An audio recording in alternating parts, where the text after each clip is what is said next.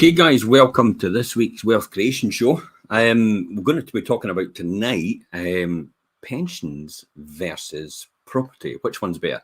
There was a lot of controversy last week. I put a post on TikTok. Yes, I use TikTok. So I put a post on TikTok. I'll show you it just now.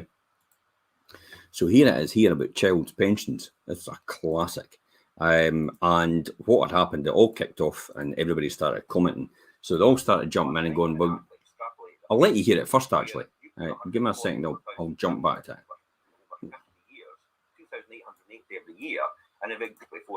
So hopefully you can hear that. Somebody last night and actually extrapolated a pension where you put £144,000 in over 50 years, 2,880 every year, and if it grew by 5% every single year by putting 2,880 in, and you got the government contribution, and this is for a child over 50 years, they could retire at 50-year-old with about 800 to 900,000 pounds in their bank. At 50-year-old in 50 years' time, just by putting 2,880 pounds in every year. I mean, I sat with somebody last night and actually. So this is what I did last week, and it all kicked off, as I said, all the comments, and people started jumping in and commenting.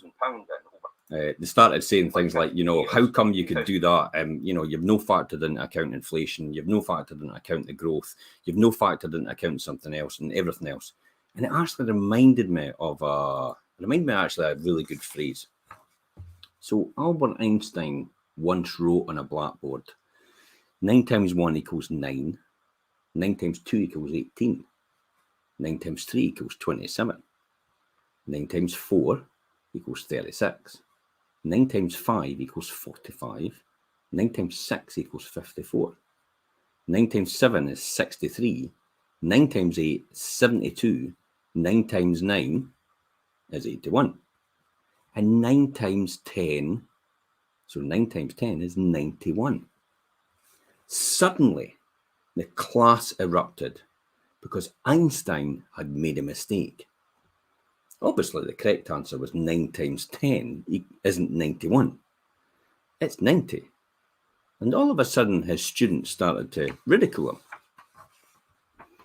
So he waited for a minute to be silent. And then he said, despite the fact I had analysed 9 problems correctly, no one congratulated me. But when I made one mistake, everyone started laughing. This means that even if a person's successful, society will notice the slightest mistake and they'll like that instead. So the moral of the story is, don't let criticism destroy your dreams. The only person who ever makes a mistake is someone who doesn't make a mistake. It's someone who does nothing. So the only person that's going to ever never make a mistake is the person that will do nothing and never amount to anything. I thought that was quite appropriate in that. So I thought, you know, let's go on and we'll go through some details. If you're with me, stick a 5 in the comments, just so I know you're there.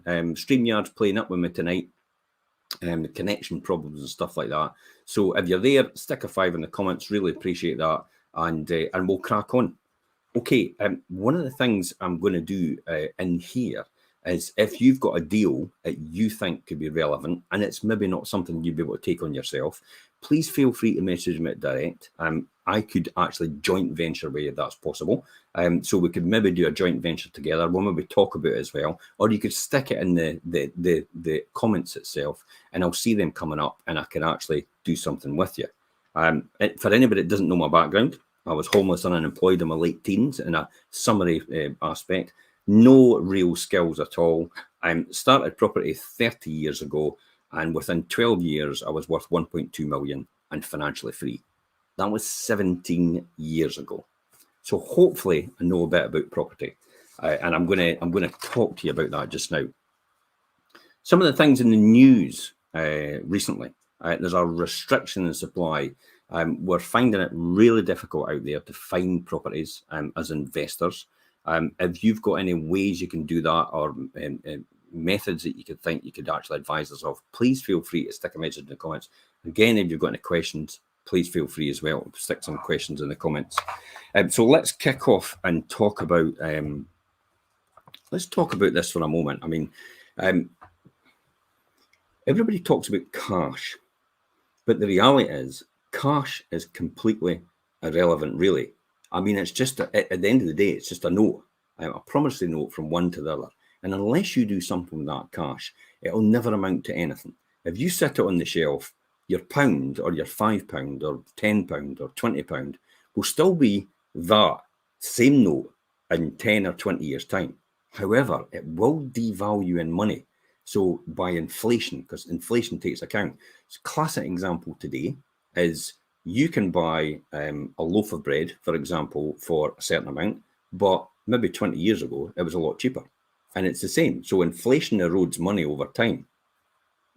I thought it was quite interesting because I was watching a show recently with someone else, and he was actually talking about money and how his mother taught him about money and about handling fear and rejection. But he said his mother was really actually not very good with his money, and she wasn't very good with handling fear and rejection either. So really, he didn't teach her much, but he was lost in translation in the beginning in order to succeed.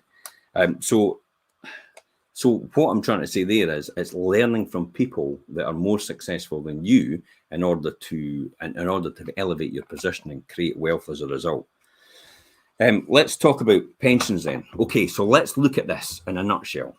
Now, I am going to jump off and I'm going to share my screen. So I had talked about in this scenario, let's jump onto here. I talked about this scenario here where I had, I'll get the right one here, probably this one, where I had, this is the calculator I used to do this. So this is how I came up with this calculator here. This is the compound interest calculator. Now, when I talked about in that video, it was about £2,880, the initial balance putting in. And if what I'd said, if you put £2,880 in every single year from now, from a child when they're at birth till they retire at 57. See, somebody actually jumped up on that. I actually said to retire when they're 50, and somebody jumped in and says, well, they'll not retire at 50 because it's 57-year-old is your retirement age. Well, that's not correct. The only thing that stops you from retiring is money. It's not age. It's purely wealth and money. That's what stops you from retiring. So that's what I'd noticed in it's about changing your way of thinking as well. So the initial balance I had in there was 2,880. Now, what happens is with the 2,880, the government actually tops your pensions up. So what happens today is if you have a child born from birth, you go to Standard Life, for example, and you say to Standard Life, can I take out a stakeholder's pension for a child? They'll immediately go, yep, that's fine. You can be the trustee until they hit 16 years old, and it transfers to them. But you're allowed to put money in, and your grandparents or your mum and dad's allowed to put money on behalf of their grandchildren as well into that pension pot. And what the government will do is up to the basic rate, which is 2,880, they will then top it up as a natural result of that, which means that the government is effectively giving you the difference between 2,880 and 3,600, which is £720. So the government puts £720 in for every 2,880 you put in every year. And that's it. They just top it up to the basic rate amount for a child's pension until they start to work. And then it comes into play where, you're allowed deductions for higher rate payers and stuff like that, which I'll talk about in a wee while. So let's stick in some details then into this spreadsheet. Okay. I'll just share my screen again. Right, okay. Now, there is the spreadsheet itself, 2,880. We are taking a yearly interest rate. Well, I mean, let's just say a compounding effect. Let's start off at 2%. So 2% yearly is the interest rate you would get. Now, say it was over 50 years. So over 50 years in here, and your yearly interest, we'll just make it quite prudent. We'll take it over a year, over 50 years. So every year, that 2,880 will move up because every single year, 50 years, and it'll increase by 2% every single year. But that'll compound in wealth. Now, the deposit amount that you put in yearly is 2,880. because you start off with the 2,880, which is initial balance. You then put 2,880 in, so yearly, and then you put it at the end of the year, just to be prudent about that. So this calculates out a magic number of, there you go, see the 144,000 in there? So over the 50-year period, you've put in 144,000.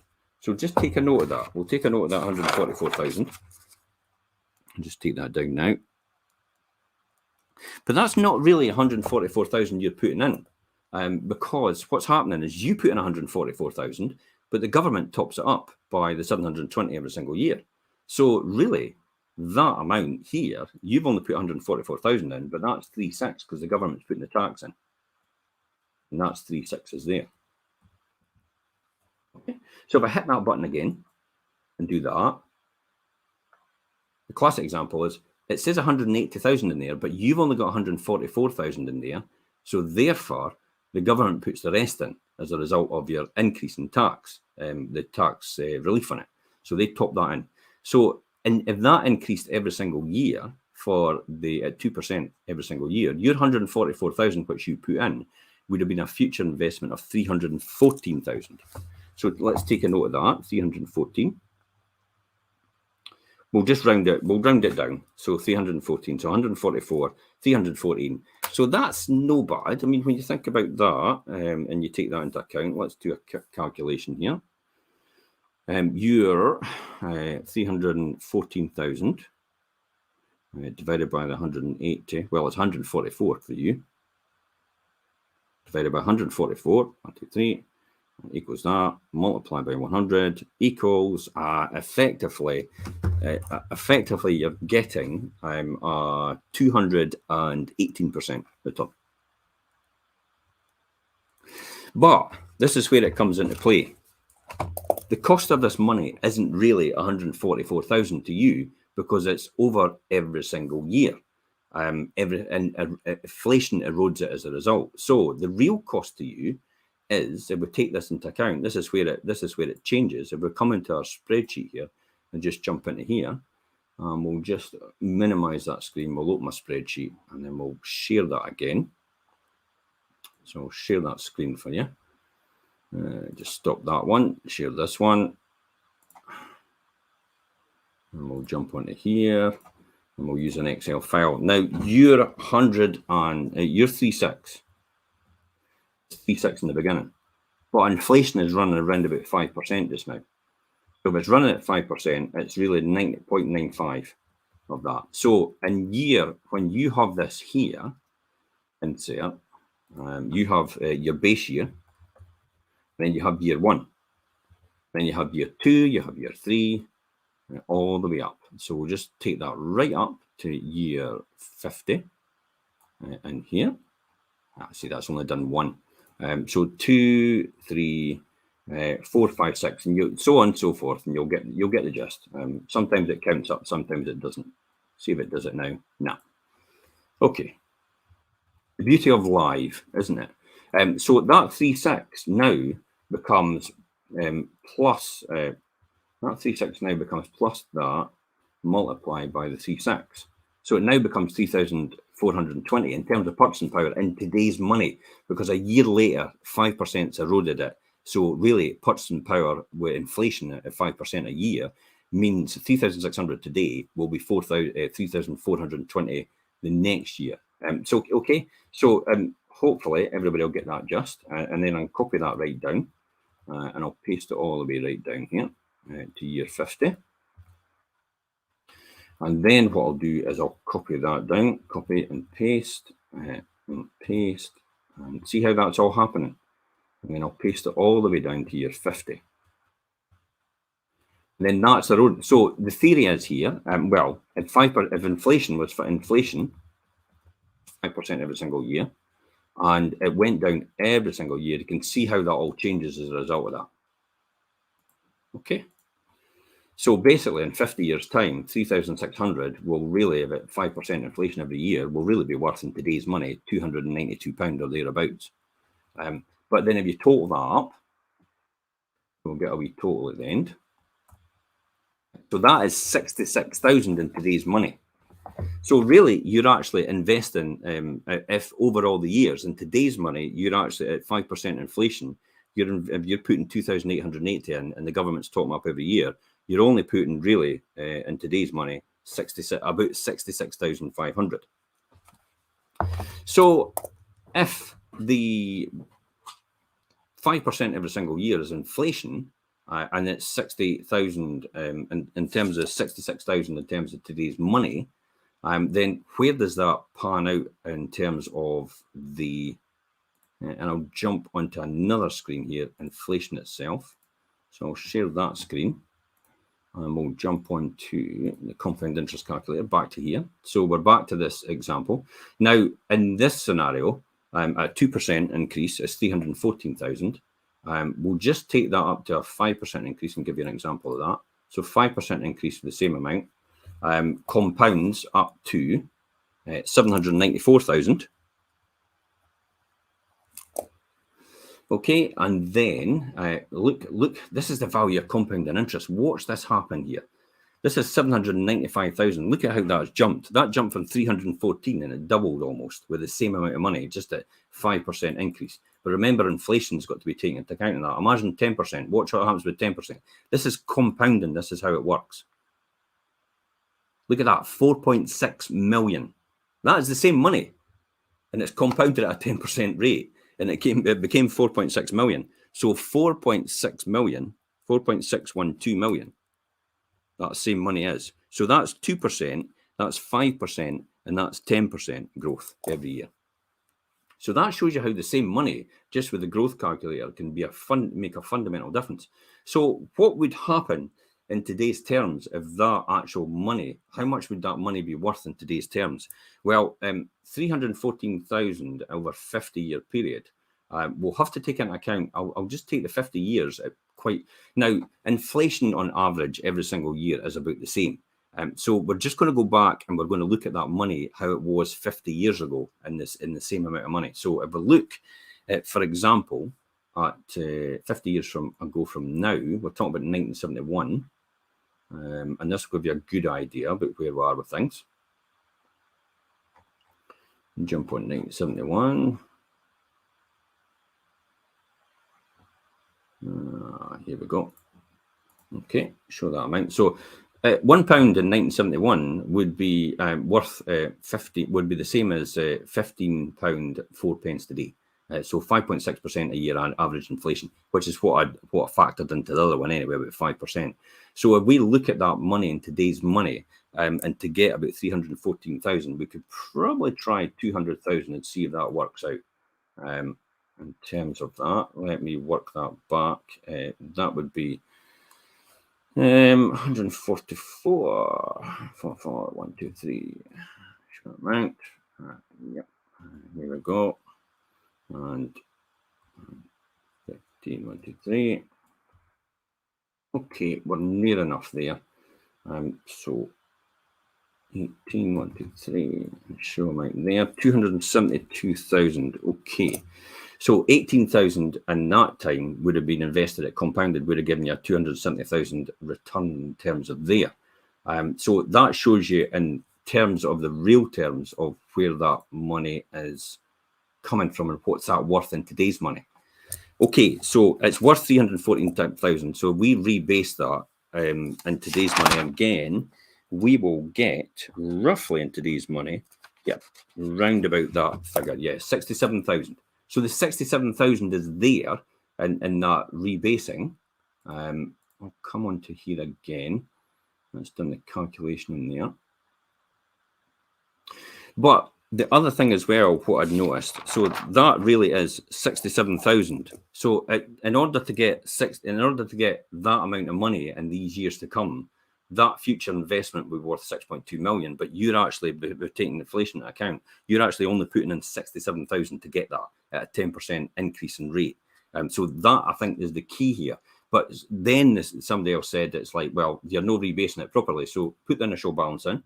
If you took 144,000 now and put that in, and then put that down to the 2% rate, and actually invested it now, and you did deposit amount was 0 every year thereafter, because it would have to be, and then calculate that.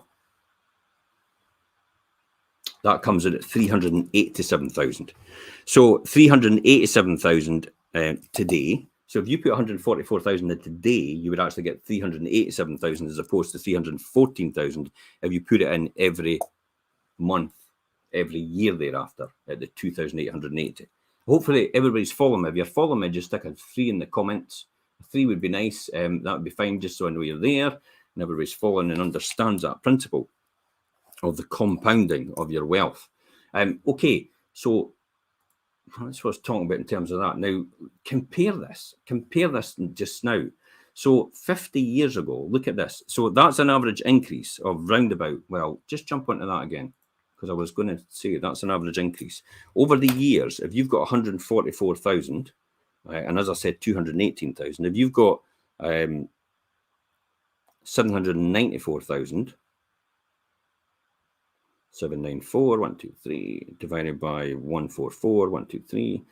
That's a 551% increase in your amount. And if you had the 4.6 million, which was 10% compounded, that would end up being a rate of 4.6, 1, 2, 1, 2, 3, and divide that by 144, 1, 2, 3. Times 100, that equals 3,202%.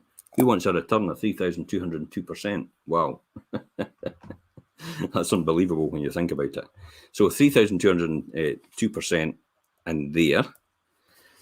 Then when we look at the house prices, so let's compare that with houses. So let's go back to the average house price around about 50 years ago. Now we're gonna take it as 2019, which is 215,000. See that there? Look at house prices, how that's going up. So this is the difference. So in the compounding, right? Okay, in here, so if you compound and you're putting in an investment in terms of a pension, it can't be exact science. Remember, I'm not giving financial advice. I am actually just showing you examples of how this can come out. You don't know what's going to happen, and I'm going to show you the reason why that is, because you'll be surprised to see this isn't really sometimes what a pension can get, because I'll actually show you one of my own. So in the 2% is 218, 555, and 3,202% on the 10% increase in compounded over the years for the same amount. But if you actually then look at house prices and look at the difference in the percentage increase in house prices from 2019, so we have 215,925, and then you have the average house price, which was 50 years ago in 1969, which is 4,312. I think you know where we're going with this, and if you divide one by the other, which is 2,215, 925 divided by 4,312, multiplied by 100 equals 5,700%. Okay, so that just shows you 5,007%. So the 10% on your compound interest in here represents 3,200%. The average house price in terms of here, which we see here, 4,312 and 2,215, 925, comes out as 5,000%. There's a differential there of almost 1,800% over the same 50-year period between house prices and between compounding interest. So there's a huge fundamental difference between what pensions could potentially get you and what property could potentially get you. However, I wouldn't personally. There's a mixed strategies here. You can do both if you want, and I do that for that reason about pensions and property. I don't invest in one asset class all the time, and it's not just in case. It's because it makes us. It's the right strategy at the right time for this purpose. So what do I mean by that? Right strategy at right time. Well, I'll show you a classic example again. We'll jump back to that about real house prices. You can see how they've gone up. Now, this isn't a future prediction about house prices will go, but to be honest, house prices are continuing to go up and up and up and up, and they will not change. You can see that there and that, and ever since the very beginning in terms of house prices itself, how real house prices have actually gone up from 1975. You can see that graph going all the way up. And the reality is, if you go back and ask your granny and your granddad if they're still here, if they wish they'd bought more property, what do you think that answer would have been? Absolutely. And the thing about investing in property is producing you income at the same time, and your pension, well, it produces income, but it doesn't produce the same amount of income. Pensions on average have actually only increased by roundabout, or produced an income for the top 100 companies in the FTSE. They've only produced an income of roundabout in dividends of roundabout 4% every single year as a result. Now, I know property is actually, and if you get the numbers right for property, you could make more than that quite easily every single time as a result of it. So there's a fundamental difference and fundamental reason for that behind there. So let's look at the compounding. So we've seen the compounding, we've seen the inflation, how that takes account, child pensions, and let's quickly look at this one.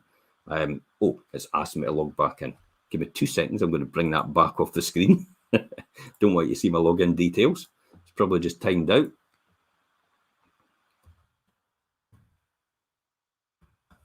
If I can find this. Jump back in, and I'll show you exactly what pensions have done. Now, I run a pension. Now, not a pension, I don't run one, but I have one as well. But I actually thought I'm going to show you this because it is actually really interesting reading in terms of where you think you could be in terms of returns. Now, let me see if I can just get this up so we can see this. And just click on here, investment contributions. Here we go. Okay. Yeah. Right, here we are here. So investments. So this is a Standard Life investment policy. Let me show you this. So this is a classic Standard Life. This is my one. And to be honest, it's just money. It's been there as a result of working through the years. But this shows you how Standard Life, this is UK equities for Standard Life. I invest this in. And I just leave it in there, to be honest. But this is over the last 5 years, how this has looked. So basically, in terms of its increase in value. Now, that's the increase in value over all the years that I've actually had as a result. And you can see down there, this is how it's performed over the years. So over a 10-year period, over the 3 months, it's not performed that well. Over the 6 months, it's not performed that well. Over the 1 year, yeah, it's performed okay. 3 years, it's been pretty horrendous. It's probably just got back to where it was. 5 years, it's probably just about where it was. 10 years, it has actually increased over a 10-year period. So you can see that, how its UK equity fund has actually moved up over the years. And the percentages have actually increased. During the pandemic, obviously dropped like a stone because it was based on UK equities, and share values reduced as a result. But you can see there as well, maybe a couple of weeks ago, it was sitting at 75% return, and it's dropped dramatically in the last few weeks to 63% return now. So that's in terms. Now, look at this. UK equities is actually classed as a high-risk category. It is number 6 in the risk levels according to Standard Life. And it's amazing how many people actually invest in UK equities as a result of that. And you know, it is a high-risk category according to the pension firms. So it's, you know, when you get to nearer, well, ideally, remember, take advice of a financial advisor. But what they usually say is when you get to nearer pension age, when you're about to take it out, you put it into bonds or something like that in order low-risk category stuff. So you can actually be safe from volatile swings. But look at what's happened over the years with what I've got in it. And I'll just jump onto the summary here. This makes interesting reading. So this below is my contributions. Look at that. There is the contributions, that green line below. And I think after you've seen this, you'll say that's shocking. Because that's effectively what's happened over the years.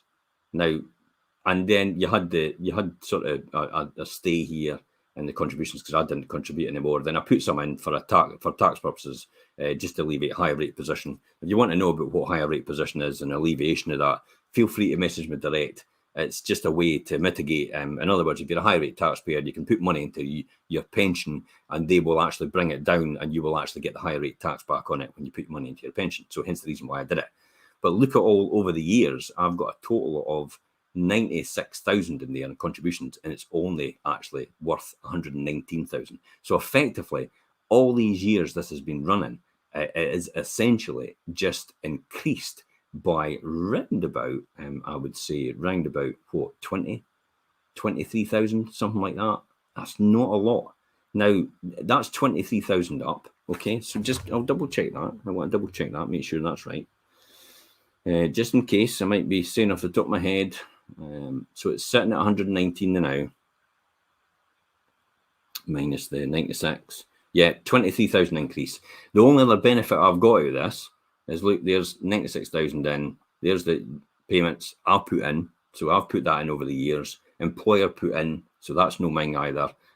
So contracted out money, that was when national insurance was allowed to be contracted out. So that was in. And there's the benefit. There's the other thing I got. So I got 23 out of this. So I got 23,000 and then I got another 11,000. So effectively I'm up in value 34,000 in terms of the value itself. So 34,000 is effectively what's in there in total. And if you work that out and you work it all back to 96, so I'm up 34, well, even the 23, you divide the 23 by the initial amount, the amount which is actually in so far, and divide it by the 96 and multiply by 200, you're only making a 24% return over all these years. 24%. Now look at these examples I used in the compounding calculator. I had the 218% at 2% increase every year. I had the 551% increase on if you did that over 50 years at 5% every year. And if I did 10% every year, it would be 3,202. And yet property is over 5,000% in terms of how the value's increased over the last 50 years in comparison.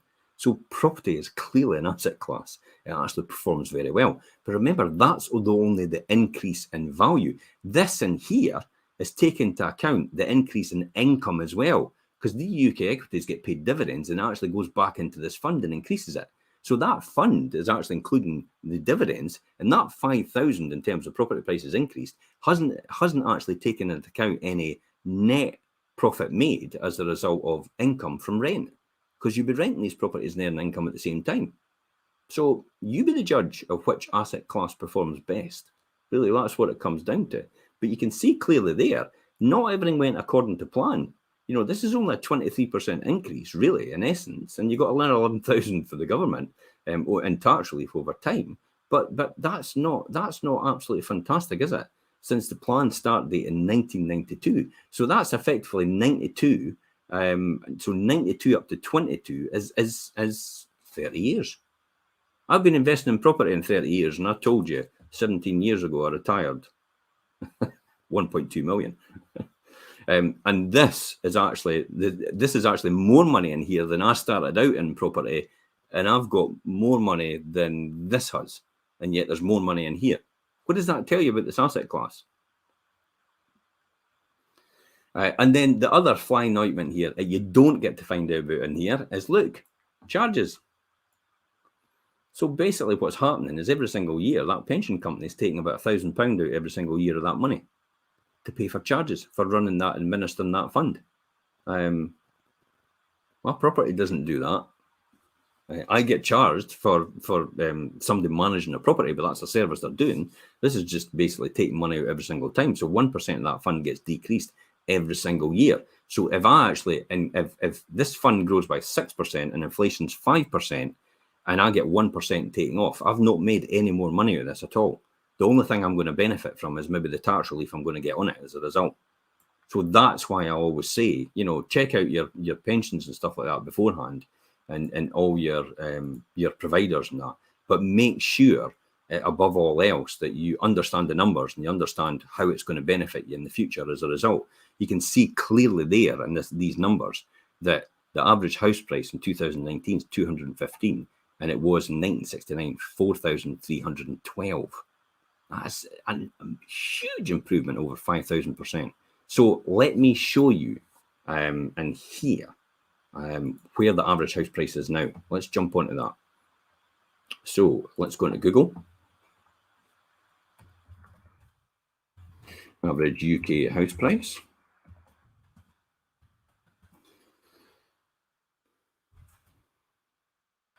So the average UK house price just now, and UK property, is sitting at £268,000 in essence. So £268,000 is the average UK house price. Remember, 1969, 4,300 or thereabouts. It's now 268,349 pound. That's a huge difference. And you're earning money out of this asset class every single time. This is how UK property is probably one of the best investments you can ever have as a result. Okay, guys, let's take some questions. Why? Somebody's actually said, what have I actually said here? Why is UK and why is UK money? Yeah, pensions or property. So they've actually said, you know, should I invest in pensions or property? Again, I come back to saying it's not for me to determine that. You need to speak to a financial advisor and get the right financial advice. But I know where the best asset class is as a result of that. I mean, maybe right now you're doing okay. Really, that's what it comes down to. You're making a decent income, but you do find the month runs out before the end of the money. In other words, there's too much month at the end of the money. Really, that's what it comes down to. Perhaps like me, you had that deep down feeling of you were really destined for something greater, but you didn't know what that was just yet. And potentially you became so frustrated, having no clear direction just now, they eat you up from within every single day because you're not sure where to jump, what to do. So many prices are going up right now. Fuel's going up. It's on the television every single time. They're coming on, they're doom and glooming everywhere and going on about everything. So how are you going to get out of that, and how are you going to make more money to do that? And you can't generate any more hours as a result of that. So this is why you have to look at other sources of ways. It doesn't rely on your ability to perform. I mean, possibly someone else is calling all the shots, controlling your future, making your decisions and affecting your income, and you actually don't know what to do about this. And really, what does all that mean? You're on the hamster wheel. You're onto the home to work routine right now at this point in time, and you just to maintain your current lifestyle, you're in the now, and it's like you can't even get off as a result because you're needing to keep going for that very reason. So if that's where you are right now, and you know, if this is where you are right now as a result of that, and this is where you want to be, I mean, how are you going to get there? Could you imagine on a Monday morning if your alarm clock goes off and you don't have that Monday morning feeling anymore? You've actually got that Friday night feeling because you don't have to go to work anymore. You're the one in charge of your life. You're the one who's in control, and the money keeps flowing as a natural result. I mean, picture this. You're actually watching the television in some holiday destination. Maybe it's the Grand Prix, maybe it's the golf, maybe it's the tennis or something that really floats your boat. You can see all the people in the background and they're all enjoying themselves as a result. The weather's glorious, it's bright, it's sunshine, everywhere, everybody's in shorts and t-shirts in the background, swimsuits, and you turn to your partner and say, what are we doing here? Why are we sitting here when we could be there? You pull out your phone as a result, you look up the best time to get there, you look on a flight, you book the flight, you book the hotel, and you book everything first class, because at this point you actually deserve it. And the next day, you're there as a result. Could you visualize yourself sitting on a beach with your friends and family? The sun's beating down, there's a cool breeze in the air, and it's blowing off the ocean to take that edge off the heat. Well, you relax on your lounger, and you call the waiter over for another drink. And in that moment, you remember that while all this is happening round about you, you're actually still earning money as a result of what you're doing. Could you imagine envisaging a time, envisage a time where money is no object, you've got all the money in the world to do everything you want to do when you want to do it, what would you do? What would you buy? Would you buy that car you've always wanted? Would you live in that dream house you always wanted? Would you explore new places, climb new mountains, give money to causes that you've never been able to give to before? How many people have actually gone on and felt really guilty when it came to children in need and thought, I've not got enough? Well, you'll be in a position to do that now as a result, because you've done something that no one else can do. And you could do that. You'd have true financial freedom. Your income is no longer dependent on your ability to perform as a result of what you do. So if that's where you are, and this is where you want to be, how are you going to get there? I genuinely believe that you'll get there by investing in residential property. But why do I say residential property? Well, bricks and mortar have always gone up in value over the medium to long term since records began. In fact, over the last 20 years, and you've seen that over the last 50 years, UK property has gone up over 170%. While stocks and shares have always been classed as a more volatile investment, they haven't performed as well. You can see that. And are classed by most investment houses as high-risk categories. Imagine building a property portfolio. And I mean, in a recent article I actually wrote for Landlord Zone, I actually stressed that you can diversify your income in different property portfolios and income streams in order to, for example, in detached properties, semi-detached properties, terraced houses, and apartments and flats, to give you a range of rental properties and incomes. So this means that you have more flexibility over your income streams itself. One of the key things about investing in property is you can actually protect yourself against inflation. In the last 20 years, now remember, we're looked at this, according to the Bank of England, the inflation in the last 20 years has gone up 70%. Well, property has gone up 170% in the last 20 years. Inflation's here to stay, but property prices will always outperform inflation over the medium to long term as a result. Timing is everything in this. It doesn't matter what happens with the economy. People always need property to live in. And if you pick the right property types, you'll always win in that process. Let me ask you this, as I said before, if you were asked your granny and granddad, should they have bought more property when they were younger? What do you think that answer would have been? Absolutely. They were literally buying property for a few thousand, if not hundreds of pounds. Imagine if they bought more than one property. What would it be worth now? So imagine what you could be worth in the future if you started now. Property, now listen, property is an investment vehicle. It literally pays you in rent every single month over the time and the value as it goes up. What other investment vehicle actually pays you while you wait for the value to increase? Gold does not do that. Someone asked me about this today. What about gold? What about silver? What about crypto? Silver doesn't do that either. Silver's just silver. Now, if you look at silver prices now, they've not gone up that much. Look at the FTSE. The FTSE 100, the stock market, has really not increased over the last 10 years almost. And crypto doesn't do that either. It doesn't pay you to wait. Finally, that's why I believe residential investment property is a secure way to your financial freedom as a result of what you do. So why is now the right time to invest in property? Because there's a growing population in need of housing and successive governments can't keep up with the demand. We saw that tonight. If you're watching the news tonight, you've got Shelter Scotland on there saying that there's no way they can keep up with the demand for housing to meet people's needs. They need housing, and we can supply that as a result. Rents are high, interest rates are low. We're at full employment in terms of economic terms. Employment's sitting around about 4% just now. There's literally 1.3 million jobs out there for people to try and get. They've just got to retrain and reskill for it.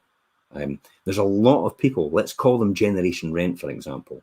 And these people need good rental quality accommodation. Why? Because Generation Rent, they need to move frequently depending on their jobs and the training that is available. They need flexible choices of accommodation because at this point in their life, they're choosing to rent, not to buy. They're choosing to rent, not to buy. It's a choice. They don't want the encumbrance of paying all that money up front to get a mortgage, to buy a house, to put a deposit down, arrangement fees with the bank, and then 2 years later to suddenly think they've got to move again. They've got to pay to sell their house, they've got to pay the charges to get out the mortgage again. They've got all these things, and they might not even get out the mortgage. The house price might be different by then. So they want that commitment. They're quite happy to rent until their times have come where they want to buy as a result. So generation rent is here to stay. Now is always the right time to buy property. Remember, you were going to ask your grandparents if they should have bought more property in their day. The key thing to know, though, is if the cash flow is right, if the occupancy is right, and the net yield is right, then residential property is always a good investment. There's a pension crisis coming, guys. We've just shown you it there. And I've just shown you a classic example how that pension that I've got does not increase by what I'm thinking in terms of compounding it I did on that calculator. Nowhere near it. Pension crisis coming, and maybe you're concerned about mandatory company pensions. Remember, mandatory company pensions, this is your company pension. This is the one that the government forces you to take. Now, unfortunately, it's entirely up to you what you do outside of that, but I would recommend, obviously, if you're getting free money from your employer, take it. Remember, I am not giving investment advice here. I'm not an investment advisor in this situation. But what I would say is look at that situation. If you think pensions are going to save you, I don't think they are. They're not. Because as it stands on a good day, even a great company pension is 2/3 of what you couldn't afford to live on in the first place. Think about that for a moment. How will you survive? That's why it's really important to take charge of your financial security. John Paul Getty, one of the richest guys in the world at one point in time, said, in order to be successful, observe the masses and do the exact opposite. It's key and fundamental. If you keep doing what everybody else is doing, you'll get exactly what everybody else has got. That's the key scenario in that situation. What do you think is going to happen when everybody gets the same amount of income as all these pension contributions go into the fund on behalf of the companies? All the government's going to do is they're going to pull back and they're just going to say, well, we don't want to pay pensions anymore. And that's been put in place as a result of it. But everybody's lifestyle will move up to the same as yours because you're all putting into the same company pensions. So property prices will go up to match that. Energy prices will go up to match that. Food prices will go up to match that. So you'll be exactly where you were when you first started. And that's exactly where you are right now as a result. So you have to do something different. As John Paul Getty said, observe the masses and do the exact opposite. Do something extra and outside of your normal day-to-day routine. What you do in terms of your job provides you a living. What you do outside of your job provides you a lifestyle. That's key here. Remember, the compounding effect of starting now will see huge gains in property prices over the next 10 to 20 years. And beyond all that, well, at the same time you've built an investment vehicle that literally pays you to wait and generates cash every single month. And the capital value continues to appreciate in the medium to long term. But why would you listen to me? I've told you before, I've been doing this for 30 years. Property is one of the best investment vehicles and asset classes you can ever have. If you want more information, you want more advice, please feel free to contact me direct. Message me on this post. I know a lot of people have come to me so far. I'm more than happy to help anyone that wants to do that. This information we give away is free, literally free. We want people to be wealthy, successful, and happy. It's not a crime to be wealthy and successful, although some people round about you won't like that. But then that's probably not the people you want to associate with in the first place. And that's it, guys. And I'll see you next week for next week's Wealth Creation Show. Bye-bye for now.